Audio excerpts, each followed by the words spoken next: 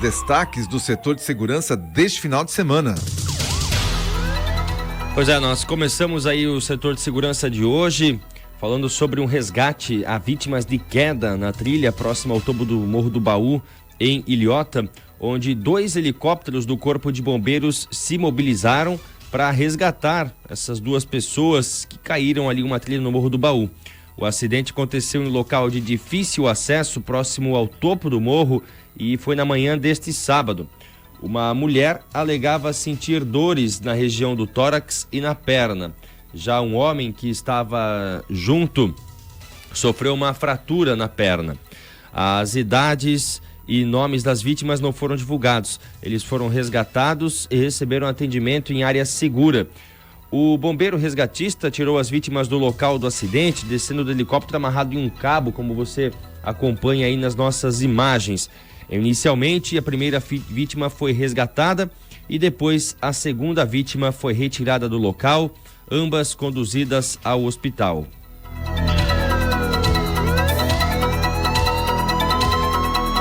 A ocorrência de resgate dos bombeiros lá na trilha próxima ao Morro do Baú, em Ilhota.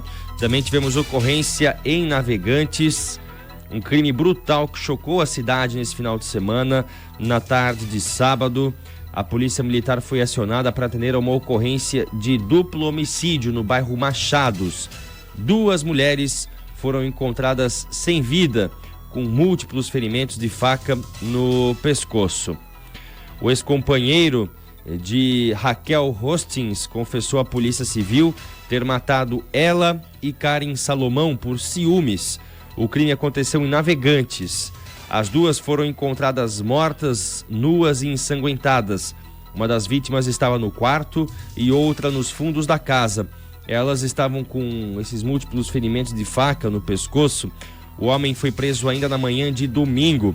Policiais militares auxiliaram as equipes das delegacias de Polícia Civil de Navegantes e Itajaí na prisão do assassino.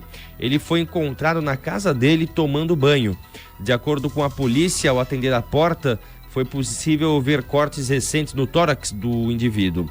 O mesmo explicou que se feriu ao tentar separar uma briga entre amigos, porém os policiais da Agência de Inteligência da Polícia Militar foram até o local da suposta briga e não encontraram nenhuma evidência. Assim, essa versão apresentada aí pelo assassino foi desmentida. Contudo, a perícia foi acionada para examinar a casa do assassino e durante as buscas foram apreendidos objetos com marcas de sangue. Com provas suficientes, aí sim os policiais civis levaram o suspeito para a central de plantão em Itajaí. E após horas de interrogatório na central de plantão, o homem então acabou confessando o crime, afirmando que matou por ciúmes porque não aceitava o fim do relacionamento com Raquel, que estava tendo um caso com a sua amiga Karen. Ainda durante o interrogatório, o homem explicou que quando Karen tentou defender Raquel, ele a assassinou também. Além disso, e é forte, uma notícia pesada, mas admitiu ter estuprado uma das vítimas antes de deixar o local, mesmo enquanto elas estavam agonizando. Então, um crime bárbaro, né? Acho que nunca antes visto aí na cidade de Navegantes, cometido por este sujeito aí no final de semana, infelizmente matando 2 mulheres por conta de ciúmes.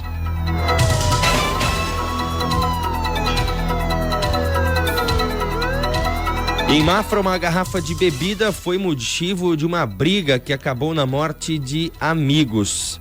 A Polícia Civil revelou o motivo da morte de 2 amigos após um acidente de trânsito em Mafra, no norte catarinense.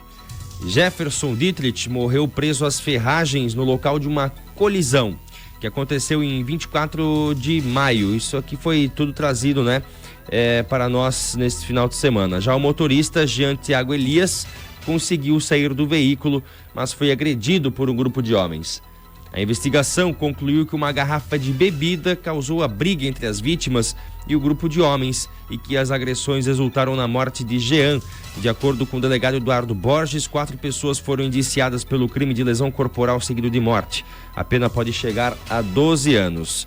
A briga, as agressões e o acidente aconteceram todas na mesma região, na Avenida Presidente Nereu Ramos, lá no bairro Jardim Moinho.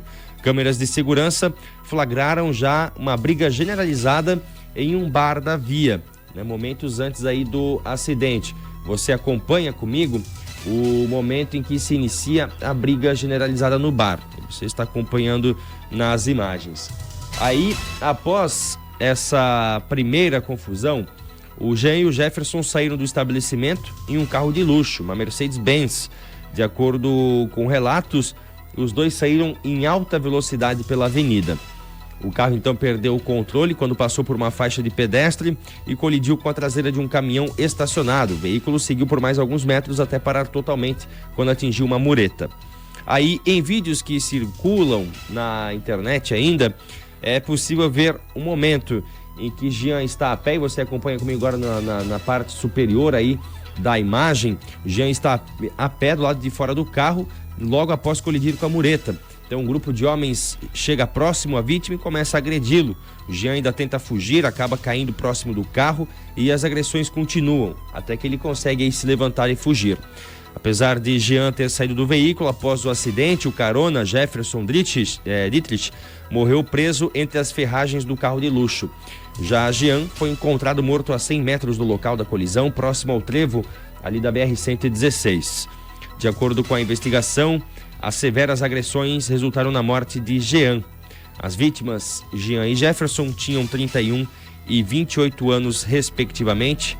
Então, a investigação aí trazendo luz ao ocorrido na cidade de Mafra ainda no mês passado. Crime que havia ficado em branco, né? Não se sabia o que tinha acontecido direito. Então, agora sendo trazido à luz por conta da investigação da Polícia Civil. Outra investigação foi encerrada pela polícia aqui em Santa Catarina foi o caso do empresário da Land Rover, né, lá em Balneário Camboriú, onde a Polícia Civil de Santa Catarina deu andamento a uma operação para prender preventivamente os 2 homens acusados de executar Marcos Antônio Serpa, ainda em janeiro deste ano, na cidade de Balneário Camboriú. O crime repercutiu na região, inclusive aqui no setor de segurança. Nós noticiamos este caso, que aconteceu quando Marcos estava dentro de uma Land Rover em frente do prédio onde morava. Marcos se apresentava como empresário e levou ao menos 3 tiros na cabeça. Na sexta-feira, dia 21, a Polícia Civil cumpriu ordens judiciais de busca e apreensão e prendeu um homem de 31 anos que teria disparado contra esse empresário.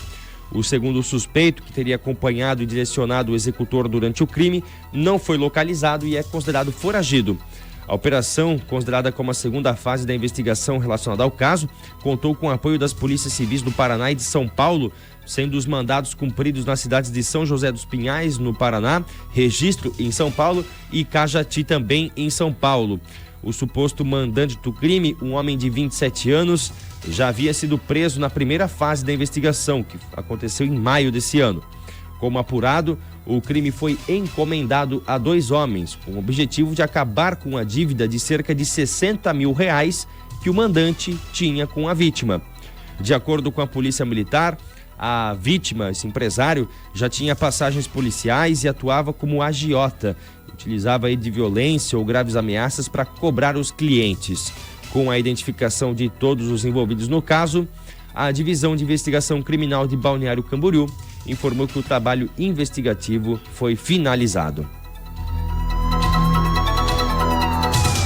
Esses são os destaques aqui de Santa Catarina. Nós vamos para os destaques aqui da nossa região.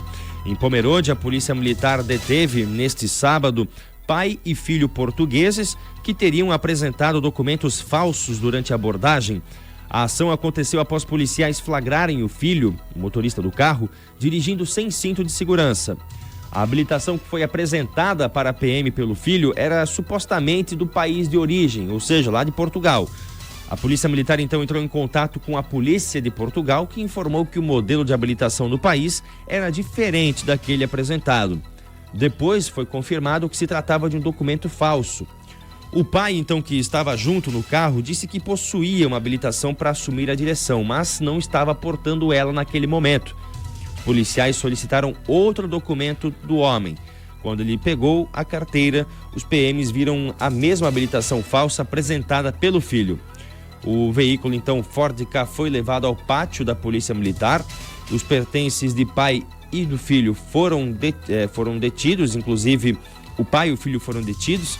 e as cópias de notificações de trânsito e dinheiro foram entregues aí na delegacia. Inclusive, a proprietária do veículo também foi notificada por incorrer em crime aí de entregar veículo à pessoa não habilitada.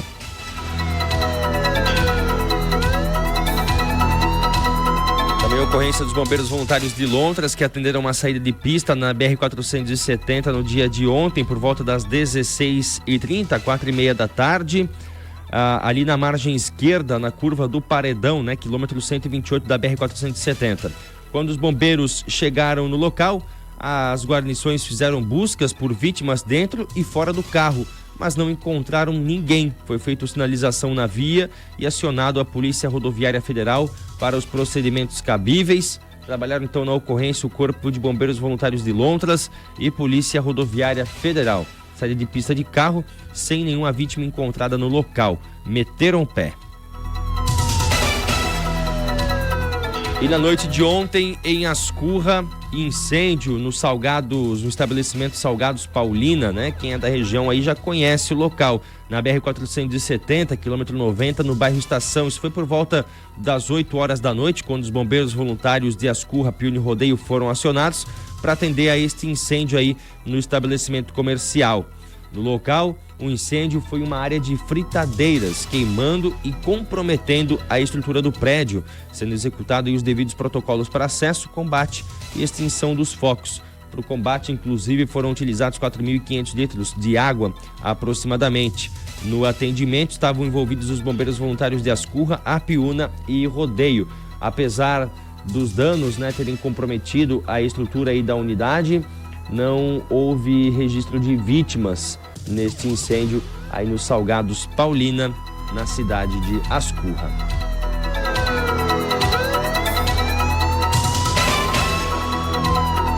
Olha, nesta segunda de manhã também tivemos a ocorrência de uma cobra, né, sendo localizada aqui numa escola de Timbó.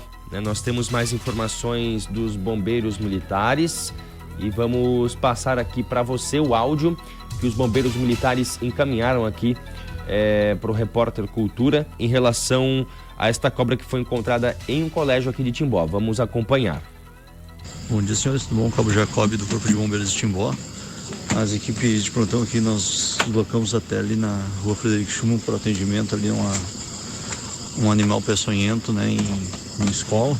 Chegando aí no local, a gente se deparou com a cobra coral verdadeira de aproximadamente ali 50 centímetros. Ela estava tranquilo, não oferecendo riscos ali. A gente capturou ela e realizamos a soltura, né, em ambiente adequado ali no ambiente natural dela. Então essas são as informações. Rua Frederico Schumann, rua do Colégio Erwin Prade, portanto a escola foi encontrada ali próximo ao colégio, estava no pátio, né, do colégio, então não ofereceu riscos aos estudantes nem aos funcionários que estavam na escola. Apenas uma informação que chama a atenção: uma cobra coral verdadeira encontrada ali próximo ao colégio Erwin Prade, resgatada aí pelos bombeiros sem maiores intercorrências, inclusive sendo solta aí no seu habitat natural. Ocorrência registrada nessa manhã então pelos bombeiros militares de Timbó. E foram essas as informações e os destaques do setor de segurança de hoje, Odair.